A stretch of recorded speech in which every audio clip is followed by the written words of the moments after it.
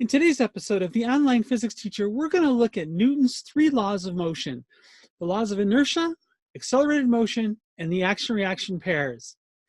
These are the basics of determining how all objects in the universe will move and interact with each other.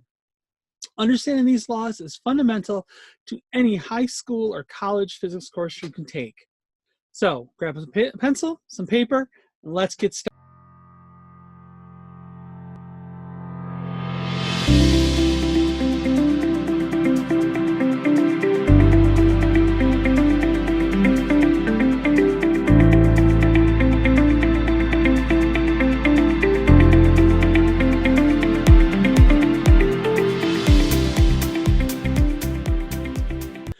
Hi, I'm Robin DeMarco, the online physics teacher, and my goal is to help you turn your science frustration into fascination. Isaac Newton was a brilliant physicist and mathematician who lived in England from 1642 to 1727. He's credited with developing calculus and several universal laws in physics. These laws explain how objects in the universe interact with each other and make up the cornerstone of what is often referred to as Newtonian mechanics. Today, we are going to specifically look at his three laws of motion. The first law is the law of inertia. Now, you've probably already heard this at some point in time, that an object in motion will stay in motion, an object at rest will stay at rest until something else happens. This is because they don't change motion well, all right? This is because of something called inertia. And inertia is a measure of how much the object resists changing the motion. Roughly speaking, we can relate it to the mass of the object. The bigger the mass, the harder the object is to move. So let's take a look at a short clip here. Now here we see a mover who's moving a box that has a mass of m by applying some force to it. But what if we change the scenario a little bit? What if our mover is now trying to move the box that is 10 times as massive using the same force? The reason the box can move in the first scenario is because it's less massive. In the second, it's much heavier, much more massive, and harder to move. The second law is the law of accelerated motion. And essentially, this one says that the acceleration of an object is the ratio of the net force to the object's mass. We can write it as A equals F over m, or more as we commonly see it as force equals mass times acceleration. The key to remember here is the force that we're talking about is the net force, or the sum of all the forces acting on the object. It's going to cause that acceleration. Now, the only time we're going to have an acceleration is if the net force does not equal zero. The net force of zero is going to give us either a constant speed or no motion at all. Okay, Newton's third law of motion is the action-reaction pair, which says that for every action, there is an equal but opposite reaction. For example, when we sit on a chair, we push a force down, but the chair is also putting a force up, which is equal in direction, or excuse me, equal in magnitude, but opposite in direction. This is why we don't fall through that chair. Now, of course, if we go back just a little bit into the Newton's second law, we see another example here, where because we're not being shot up to the ceiling, or we're not falling through the chair, we can guess that our net force has to be zero. Okay, so you can see there's a tie that goes between all the three parts here. Let's take a look at a couple of examples here that might help with showing how these all work together. So in our first example here, we've got a 12 kilogram cart moving at a speed of 0.25 meters per second. After the speed of the cart is tripled, what happens to the inertia of the cart? Well, again, inertia looks at the mass of the object. So what's happening to the mass here? Well, it's a 12 kilogram cart at the beginning. What's the mass at the end? It's still 12 kilograms.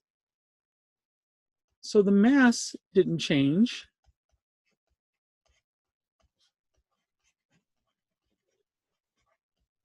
Which implies that the inertia didn't change.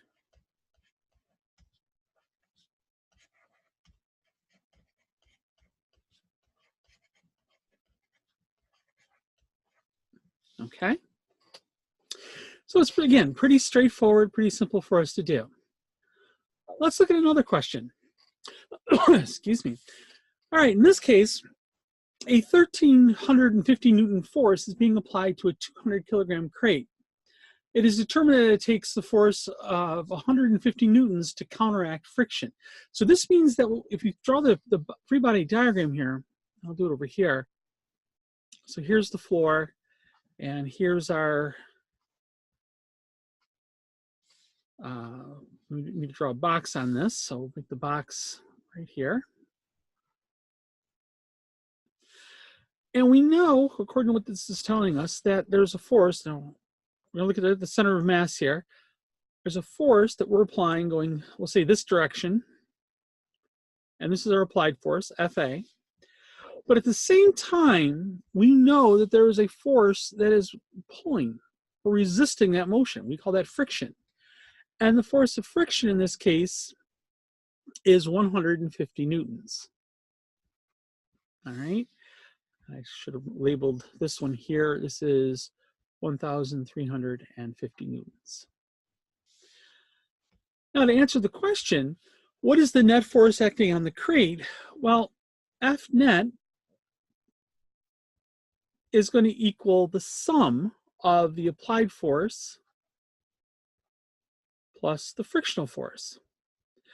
And when we put this together, what we're going to have is we've got 1,350 newtons as the applied force. We're going to add to that the 150 newtons for the frictional force. But look at this, the direction is opposite. So I have a negative sign here, which tells me that my net force then is really going to be just 1,200 newtons. In part B of the question, it asks, what acceleration does the crate undergo? So what we're going to look at here is that the second law, F equals ma, again, this is the quite popular version of this equation. We typically see it as F equals ma. All right, so we've got here is F equals ma. We're going to now solve this for the acceleration. So the acceleration is equal to the force divided by the mass. And remember, it's the net force that we're dealing with, so 1,200 newtons divided by the 200 kilograms. All right.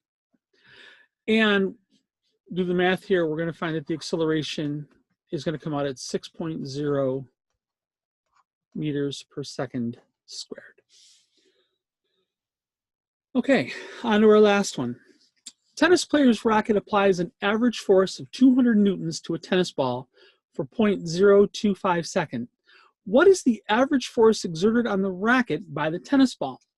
Well, let's take a look here. I'm going to use a little bit of help here to do my drawing.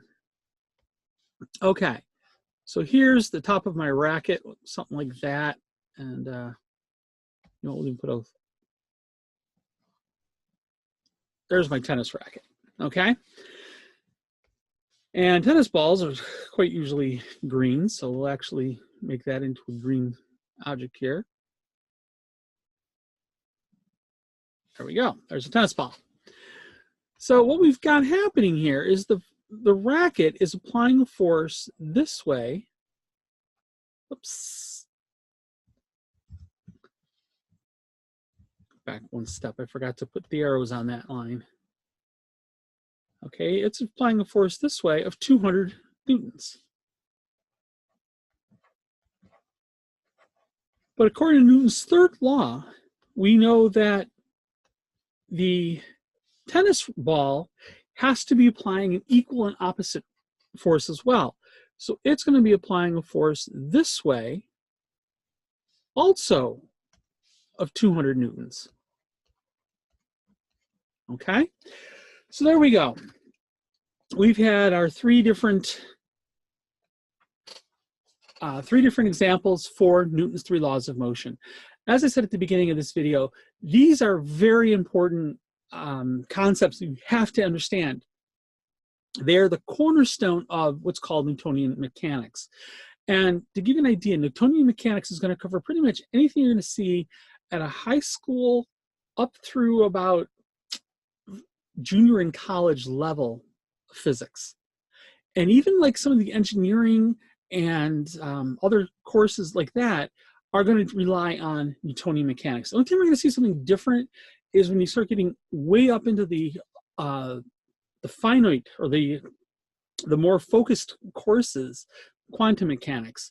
We'll start to look at using something different, relativistic mechanics. So you've got to be aware of that.